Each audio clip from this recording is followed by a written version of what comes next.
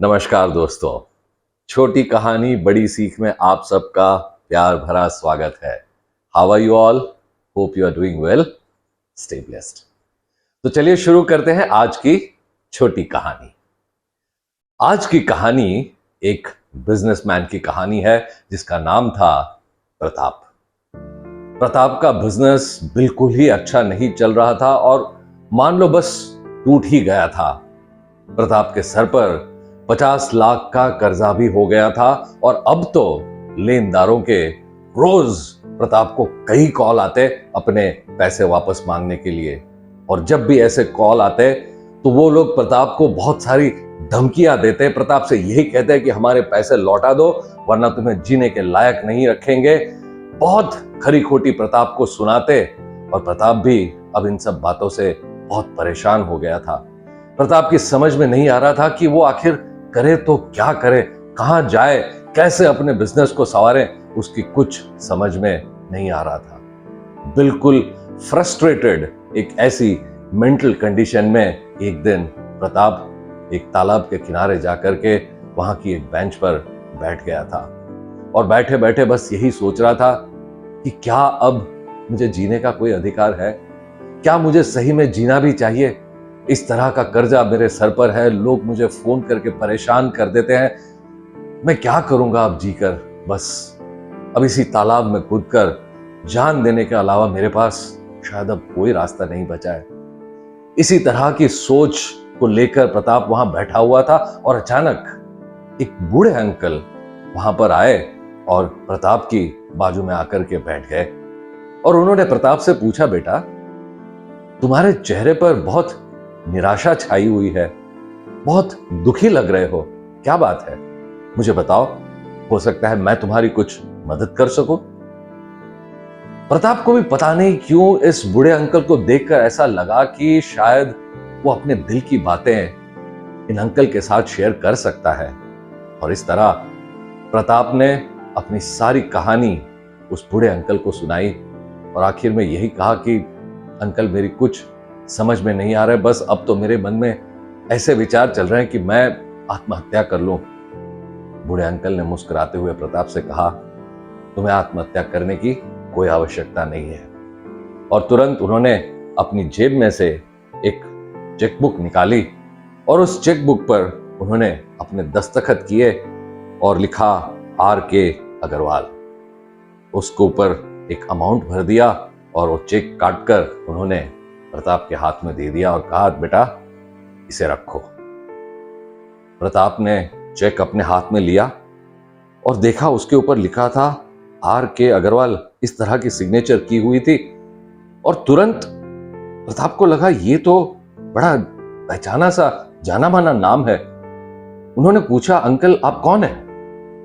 बूढ़े अंकल ने कहा, बेटा मैं अग्रवाल ग्रुप ऑफ इंडस्ट्रीज का मालिक R.K. अग्रवाल हूं। ये रखो पैसे तुम और अपने बिजनेस को फिर से संवारो। प्रताप ने देखा उस पर अमाउंट लिखा हुआ था 1 करोड़ रुपया। प्रताप ने कहा, अंकल लेकिन ये पैसे। अंकल ने कहा, बेटा टेंशन मत लो, आज से ठीक 1 साल बाद तुम मुझे ये अमाउंट वापस कर देना। 1 साल बाद हम फिर यहीं मिलेंगे और तब तुम मुझे ये पैसे लौटा देना। और इतना कहकर अंकल वहां से चले गए। प्रताप मानो उसे भरोसा नहीं हो रहा था कि क्या सचमुच ऐसा हुआ है, क्या सचमुच अग्रवाल साहब ने इतनी बड़ी हेल्प मेरी कर दी है। बस अब तो मानो प्रताप के मन में एक खुशी की लहर छा गई। तुरंत प्रताप वहां से गया और पहले तो उसने सोचा कि इस चेक को मैं बैंक में डिपॉजिट कर देता हूं ताकि जितने लोगों के पैसे सबसे पहले मैं उन लोगों के पैसे चुका देता हूं। लेकिन फिर एक ख्याल आया प्रताप के मन में और प्रताप ने सोचा, नहीं मैं इस चेक को डिपॉजिट नहीं करूंगा। अब प्रताप ने चेक संभाल कर अपने ड्रॉअर में रख लिया और उसे सोचा, नहीं मैं थोड़ी मेहनत करता हूं, पहले बिना इस पैसे के कुछ करने की कोशिश करता हूं। ये तो है ही मेरे पास, जब जरूरत पड़ेगी तो डिपॉजिट कर दूंगा, पैसे ले लूंगा और चुका दूंगा। बस यही सोचकर तुरंत प्रताप ने अपने मन में नए नए आइडियाज को जन्म देने की शुरुआत कर दी। और सोचना शुरू कर दिया कि किस तरह से अपने बिजनेस को फिर से संवारा जाए, क्या नई स्कीम हो सकती है, क्या नए प्रोडक्ट्स हो सकते हैं, किस तरह से मार्केटिंग किया जा सकता है, किसकी मदद ली जा सकती है। बस इसी तरह से सोचने लग गया प्रताप, और धीरे धीरे जो जो भी आइडिया उसके मन में आ रही थी उसको हकीकत में प्रताप बदलता गया। और बस ऐसा करते करते धीरे धीरे बिजनेस फिर से पटरी पर आने लगा, धीरे धीरे बिजनेस बढ़ने लगा, और कुछ ही महीनों में प्रताप ने जो भी उधार लिया हुआ था सारा उधार चुकता कर दिया था, और बिजनेस भी बड़ा अच्छा चलने लगा था। बस देखते ही देखते 1 वर्ष समाप्त हुआ, और 1 वर्ष के बाद जैसे प्रताप ने प्रॉमिस किया था कि वो वहां उसी जगह आकर के उस अंकल से मिलेगा, प्रताप ने वही चेक जो अंकल ने उसे दिया था लेकर के ठीक उसी बेंच पर जाकर के प्रताप बैठ गया और अंकल की राह देखने लगा।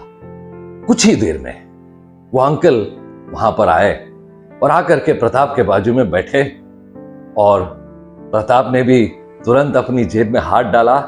अंकल ने जो चेक दिया हुआ था वही चेक वापस निकाला, और अंकल को बस देने ही लगा था उतनी ही देर में एक औरत दौड़ती हुई वहां पर आई और तुरंत उस अंकल का हाथ पकड़ा और उन्होंने कहा, आप क्यों वापस यहां पर आकर बैठ गए, चलिए आप हमारे साथ।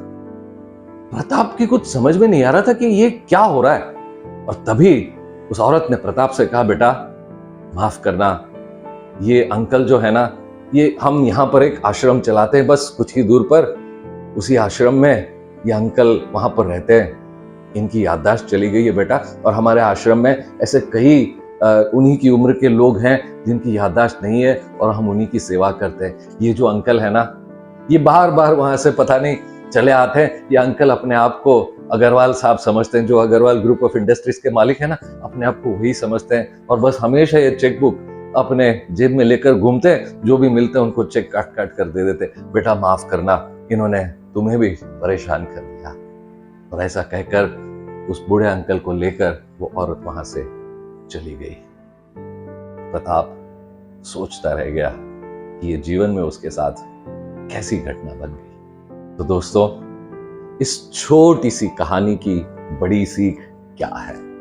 बड़ी सीख यही है दोस्तों कि हमारे जीवन में कई बार ऐसे मौके आ जाते हैं जब बहुत सारी परेशानियां आती हैं, बहुत सारी तकलीफें आती हैं, और हम हताश हो जाते हैं, और कई बार इस हद तक पहुंच जाते हैं कि हम अपने आप को ही खत्म करने के बारे में सोचने लगते हैं। यहां पर भी प्रताप के साथ वही हुआ था।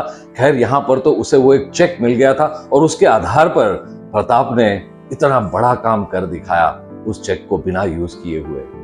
तो सीख यही मिलती है कि हम हमेशा बाहर किसी हेल्प को ढूंढते हैं, या बाहर ढूंढते हैं कि कोई हमें आकर के मदद करे, लेकिन जो असली में हमारी मदद करता है वो हमारी अंदरूनी शक्ति ही है। यदि हम हमारे अंदर की उस शक्ति को पहचान ले, जिस तरह से प्रताप ने पहचान लिया, तो हम हर मुसीबत का डटकर सामना कर सकते हैं और विजयी बन सकते हैं। For every problem that we face in life, the solutions are all within us.